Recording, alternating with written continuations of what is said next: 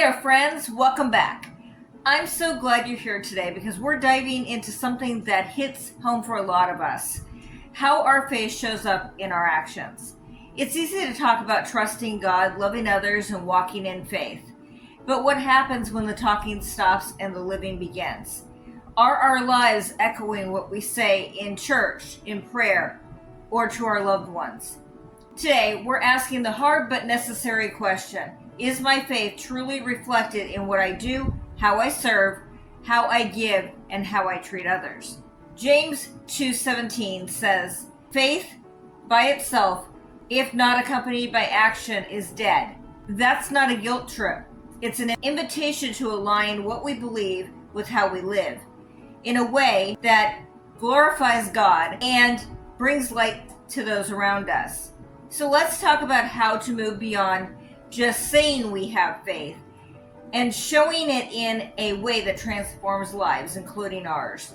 Ready? Let's get into it. So James 2:17 says, "Faith by itself, if it does not have works, is dead." So the first lesson we learn is that faith without works is dead. Genuine faith is always accompanied by action. We see this in the Old Testament. We see that Noah had faith.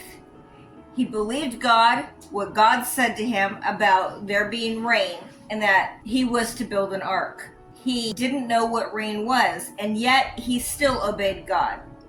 And he had faith that what God said was going to happen. We see that Abraham, God promised him a son, Isaac. And we see that Abraham had faith in God that God was going to provide a son, but he wanted to help God out. Abraham had faith. He was doing works, but in his case, the works that he was doing was not aligned with what God wanted. Sleeping with Hagar to get Ishmael was not where it was at. God wanted Isaac. Isaac was the chosen son through Sarah, his wife. And we see that Peter, in order to walk on the water, had to have faith, but his faith alone was not going to cause him to walk on the water. He had to step out of the boat, and he had to put his foot on the water in order for the miracle to happen. Jesus, we see that the water didn't turn into wine on its own. Jesus had to do something in order for it to turn into wine. We see that Mary had to believe that the baby inside her was conceived of the Holy Spirit. She had to believe, and she had to take care of this fetus in her stomach. She had to show faith. We see that Rahab had to have faith and actually put out the scarlet ropes for the spies.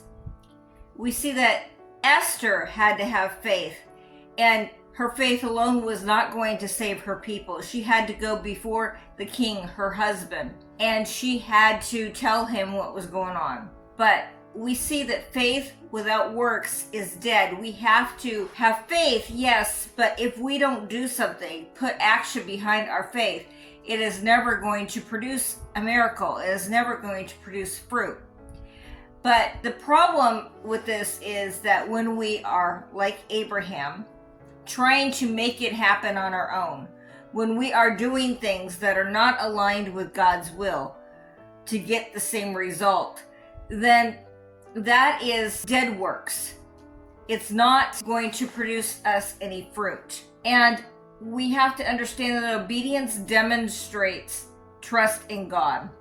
Faith isn't just believing.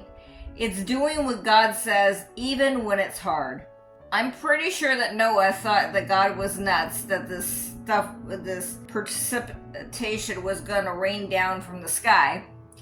I'm sure that Abraham, looking at his body, thought God was nuts, that he was going to produce a son. And look at his wife Sarah, she was beyond childbearing years. And I'm sure that Peter thought Jesus was nuts when he called him to walk on the water.